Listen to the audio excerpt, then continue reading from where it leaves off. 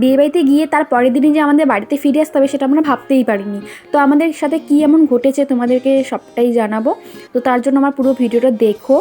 আর এই যে দেখো, বাড়ি থেকে তো আমরা বেরিয়েই পড়েছি। জলপাইগুড়ি থেকে আমরা শিলিগুড়ির বাসে উঠেছিলাম। তো শিলিগুড়িতে আমরা পৌঁছেও গেছি। শিলিগুড়িতে নেমে এখন আমরা হাওড়া পেট্রোল পাম্প, এই জায়গাটার নাম, এখানে দাঁড়িয়ে রয়েছে। দেখো এখানে কত ট্রাফিক জ্যাম রয়েছে। তো আমরা এখানে বাসের জন্য অপেক্ষা করছি। এই যে এদিক থেকে বাসটা আসবে। তো আমরা এখন যাচ্ছি বাতাসিতে। আমার এক মামাতো বোনের বিয়ে রয়েছে, সেখানেই যাচ্ছি। তো যে দেখো, আমরা দুপুরবেলা সেখানে পৌঁছে গেছিলাম। দুপুরবেলা পৌঁছে বাড়িতে আমরা রেস্ট নিয়ে খাওয়া দাওয়া করে এখন আমরা দেখো রেডি হয়ে চলে এসেছি। সন্ধ্যা হয়ে গেছে, 7টার মতন বাজে। এই যে দেখো বিয়েবাড়িতে চলে এসেছি। তো এখন মোটামুটি হালকা ফাঁকাই ছিল, কারণ তো 7টার মতন বাজে। তো এটা হচ্ছে একটা ভবনের বিয়ে হচ্ছে, আমার মামাতো বোন হয় সম্পর্কে। তো এই যে দেখো, আমাকে কেমন লাগছে অবশ্যই জানিও।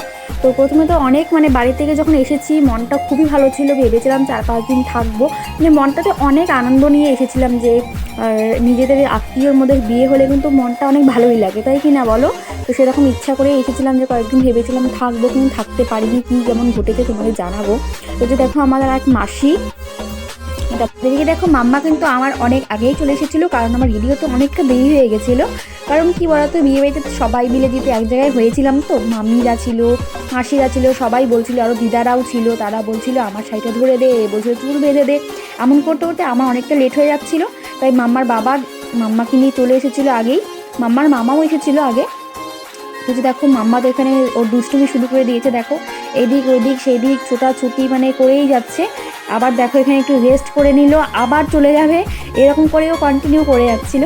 আর এই ভিডিওটা কিন্তু আমার ভাই করেছে, তাই তোমাদের দেখতে একটু অন্যরকম লাগছে, কারণ ও তো আর জানতো না তোমাদের সাথে আমি ভিডিওটা শেয়ার করব। ওর মোবাইলে দেখলাম ও ভিডিওটা করেছে, তাই ভাবলাম তোমাদের সাথে আমি শেয়ার করে দিই, তোমাদের ভালো লাগবে যে মাম্মা কী করছিল না করছিল, এই জন্যই। তারপরে যে দেখো, বর চলে এসেছে, অনেক বাজি ফোটানো হচ্ছিলো, তাই ভাবলাম তোমাদের সাথে কিছু একটু দেখিয়ে দিই। আমি কিন্তু বরান্দা যাইনি, আমি ওখানে বসে বসে তোমাদের সাথে ভিডিওটা শেয়ার করলাম। জানোই আমার একজন আছে, আমার মাম্মা এত দুষ্টামি করবে, ওকে নিয়ে ভিড়ে যেতেই পারবো না, তাই যে ফাঁকা জায়গাতে আমরা বসে আছি। এই যে দেখো, ছাদন তলাটা তোমাদেরকে দেখিয়েছিলাম। ছাদন তলাটা কিন্তু বেশ সুন্দর সাজিয়েছিল, আমাদের তো বেশ ভালোই লাগছিল। আর যে দেখতে পাচ্ছ ওদিকটাতে কিন্তু একদম প্রচণ্ড ভিড়, কারণ ওদিকটাতে স্টল করেছে এই জন্য। আর আমরা এদিকে বসে আছি ফাঁকা জায়গায় দেখে, কারণ মাম্মাকে নিয়ে তো ভিড়ে থাকাই যাবে না, কোন সময় কি করে ফেলবে, তাই না? আর তারপরে যে দেখো, বর চলে এসেছে। আর গাইস জানো না, বরকে এত সুন্দর করে এখানে ঢোকানো হচ্ছিল, কি বলবো। আর আমি তো এরকম লাইফে ফার্স্ট টাইম দেখলাম যে এত সুন্দর করে বরকে ঢোকাচ্ছে ভেতরে। তো যে দেখো, এদেরকে মনে হয় আই থিঙ্ক এদেরকে ভাড়া করেই এনেছিল। তো যে দেখো, এরা খুব সুন্দর নাচ করেছিল, আর অনেক সুন্দর সুন্দর জিনিস করে হয়েছিল, যেগুলো তোমাদের আমি দেখাতে পারিনি। আর এই ভিডিওগুলো একদম ভাই করেছে।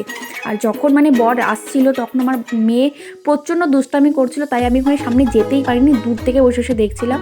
আর বরের দুই পাশে দুইজন যে রয়েছে, একজন আমার মাসি হয়, একজন আমার মামি হয়। তো তারপর যত নিয়মকানুন ছিল সমস্ত কিছু তো মেনে বরকে একটু বসানো হলো, তারপর বরের ড্রেস চেঞ্জ করানো হলো, যা যা রিচুয়ালস থাকে আর কি। তো সব কমপ্লিট করার পর এখন আমার বোনও আবার চলে আসবে বিয়েতে বসতে। তো তোমরা দেখো, তোমাদের নিশ্চয়ই ভালো লাগবে আশা করছি।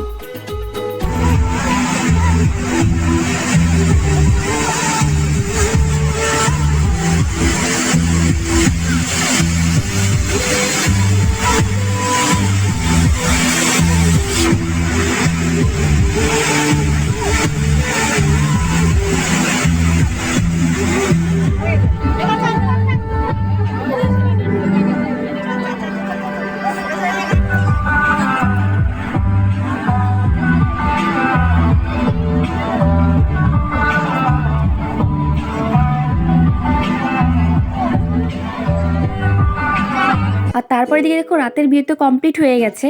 তো আমি কিন্তু তোমাদের সাথে সেসব শেয়ার করতে পারিনি, কারণ আমরা খাওয়া দাওয়া করতে চলে গেছিলাম। আর এই ভিডিওগুলো কিন্তু আমার এক দিদি করেছে, আমার মাসির মেয়ে। তো তার থেকে নিয়ে তোমাদের সাথে শেয়ার করলাম। তো খাওয়া দাওয়া তোমাদের সাথে কিচ্ছু শেয়ার করতে পারিনি গাইস, কারণ প্রচণ্ড ভিড় ছিল খাবারের ওখানে। তাই মোবাইলটা বের করার সাহসই পাইনি, প্রচণ্ড ধাক্কাধাক্কি হচ্ছিলো, এরকমই তোমরা বলতে পারো। তারপরে দিকে দেখো, বিয়ে বাড়িতে আমি চলে যাচ্ছি, কারণ মাম্মাকে নিয়ে অনেকটা রাত হয়ে গেছে, তাই থাকা যাবে না, তাই মাম্মাকে নিয়ে বেরিয়ে চলে এসেছিলাম রাতেই। অনেকটা আমরাই সবার আগে এসেছি। এটা তারপরের দিন সকালবেলা দেখো, আমাদের অনেক সকালে ঘুম ভেঙে গেছিলো, আর বাড়ির সবাই যেহেতু ঘুমাচ্ছিল, আর মাম্মা প্রচুর অত্যাচার করছিল, তাই ওকে নিয়ে বাড়ির থেকে বেরিয়ে একটু আসলাম। আর পিছনে বাড়িটা দেখতে পেলে, ওটাই কিন্তু মামার বাড়ি। তো মাম্মা যেহেতু ডিস্টার্ব করছিল বাড়িতে, সকলের ঘুম ভেঙে যাবে সকালবেলায়, তাই ভাবলাম মাম্মাকে নিয়ে একটু রাস্তা থেকে ঘুরে আসি। তো দেখো, হাঁটতে হাঁটতে আমি, আমার বোন আর আমার মাম্মা যেখানে রাতে বিয়ে হয়েছিল আমরা সেখানেই চলে এসেছি। আর মাম্মা তো এখানেও এসে দেখো উৎপাত শুরু করে দিয়েছে। তো বোন ওকে টেনে টেনে আনছিল আর মাম্মা বারবার করে যাচ্ছিল ওইখানে। তারপর আমরা এখানে বেশিক্ষণ আর থাকলাম না, তাড়াতাড়ি বাড়িতে চলে গেছি। আর বাড়িতে গিয়ে ব্রেকফাস্টও করে নিয়েছি, লুচি আর ঘুগনি করেছিল। তো সেসব খেয়ে তারপর আবার রেডিও হয়ে গেছি গায়ে হলুদের জন্য। তো এখন আমরা একদম রেডি হয়ে যাচ্ছি, সামনেই আমার মাসি বাড়ি আছে সেইখানে। তো তোমাদের দাদাভাই ও আগেই বলে এসেছিলো যে ও ওখানে থাকবে না, তার পরের দিনই চলে আসবে, কারণ ওর কাজের ছুটি নেই এর জন্য। তাই ভাবলাম যে এত দূর যেহেতু এসেছেই ও, তাই ওকে মাসি বাড়িতে যদি না নিয়ে যাই কেমন হয়, আবার কবে না কবে আসবে তার ঠিক নেই। আর এখানে কিন্তু আমাদের আত্মীয়ের শেষ নেই জানো তো, আমার মার মাসি বাড়ি আছে, আরও অনেক আত্মীয় আছে, মানে সেসব বলে তো আমাদের শেষ করতে পারবো না। তো এই যে দেখো আমরা এখন যাচ্ছি মাসি বাড়ি। আর আমার মাকেও তো তোমাদের দেখিয়ে দিলাম, আগেও যদিও দেখেছি তবুও ভাবলাম আরেকবার দেখিয়ে দিই। আর এই যে মাসির বাড়িতে পৌঁছেও গেছি। মাসিরা জানতো না আমরা যে সকালবেলা আসবো, এমনি জানতো যে বিকেলবেলা এসে ঘুরে যাব। আর আমরা তো সকালবেলা খাওয়া দাওয়া করে এসেছি ওখান থেকে, কিন্তু তোমাদের দাদাভাইকে দিদি ছাড়লোই না, ওকে জোর জবরদস্তি করে খাওয়াতে বসিয়ে দিল। আর এই যে তোমাদের দাদাভাই দেখো না লজ্জা পাচ্ছে ভিডিও করছে জন্য। ভাইকে আমি বলেছিলাম ভিডিও করতে, তাইও করলো এই আর কি। তো তোমাদের বলেই দিচ্ছি, তোমাদের আর বেশি সময় নষ্ট করলাম না যে কী কারণে আমাদের ওখান থেকে চলে আসতে হলো তার পরের দিনই। তো কী বলো তো, তোমার দাদাভাই যেহেতু তার পরের দিন চলে আসবে ও বলেই গেছে আগের থেকে। আর মাম্মাকে দেখার জন্য একটা লোক আরও কমে গেল। তো আর কি বলো তো, মাম্মাকে নিয়ে না আমরা না ঠিক পারছিলাম না। ও যেহেতু লোকজন দেখলে না খুবই অত্যাচার করে, মানে খুবই দুষ্টুমি করে, যেটা ঠিক আমরা সামলাতে পারছিলাম না। আর ও না খুবই জেদ করে, আর জেদ করতে করতে শুয়ে পড়ে রাস্তার মধ্যে। আর ওকে না ঠিক ওইভাবে উঠানো যায় না। আর লোকজনও খারাপ বলে যে বাচ্চাটা কেমন, মানে জানি না, আমাদের নিজেদেরই খারাপ লাগে যে এরকম যদি লোকজনের সামনে জেদ করে, মানে ভালো লাগে না ঠিক। আর বিয়ে বাড়িতে গিয়ে যদি আমরা আনন্দটাই না করতে পারি, মেয়েকে নিয়ে যদি পড়ে থাকি, তাহলে ব্যাপারটা কেমন লাগে নিজেরই, তাই না? যে সবাই আনন্দ করছে, আমরা করতে পারছি না, মেয়েকে নিয়ে মানে ব্যস্ত হয়ে আছি, যে মেয়ে দুষ্টামি করছে মেয়ের পেছনে ঘুরছি, উল্টা আর একটা লোককে আমরা হ্যারেস করছি, তাই না? এই জন্যই বাধ্য হলাম যে থাক, এখানে থেকে আর লাভ নেই যদি আমরা আনন্দই না করতে পারি। তাই আমরা চলে এসেছি তারপরের দিনই। অনেকটা আশা নিয়ে গেছিলাম, কিন্তু মন খারাপ করে চলে আসতে হয়েছে, কিচ্ছু করার নেই। তারপরে যে দেখো আমাদের তো অনেকটাই লেট হয়ে গেল। তারপরে যে এখানে এসে দেখছি জল আনাও হয়ে গেছে। আর এখানে যে বাড়ির সামনে সকলে এখন নাচ করছে, জল নিয়ে এসেছে। আর এখানে আমার মাসিরা আছে, আরও পাড়ার প্রতিবেশী আরও আছে, আরও মাম্মিরাও আছে, দিদারা, মানে অনেকেই ছিল, নাচ করছিল তারা। তারপর তো ওখান থেকে আমরা আবার খাওয়া দাওয়া করে এখন বেরিয়েও পড়লাম। তো অনেকটা আশা নিয়ে গেছিলাম, মন খারাপ করে শিক্ষা হয়ে আসলাম। আর এটা করে এসেছি মনে মনে, যে মেয়ে যতদিন না বড় হচ্ছে ততদিন আমরা কোথাও আর ঘুরতে যাব না। যবে ও কথা বলা ভালো মতন শিখবে, একটু বুঝতে শিখবে, তারপরেই আমরা যাব। কারণ এটাতে ঘোরা তো হলো না, এটাতে শুধু আমাদের হ্যারেস হলো, আর কিছুই না তাছাড়া। তো আজকে ভিডিওটা তোমাদের কেমন লাগলো অবশ্যই জানাবে। তো দেখা হচ্ছে আবার নেক্সট ব্লগে, ততক্ষণের জন্য সকলে ভালো থেকো, সুস্থ থেকো।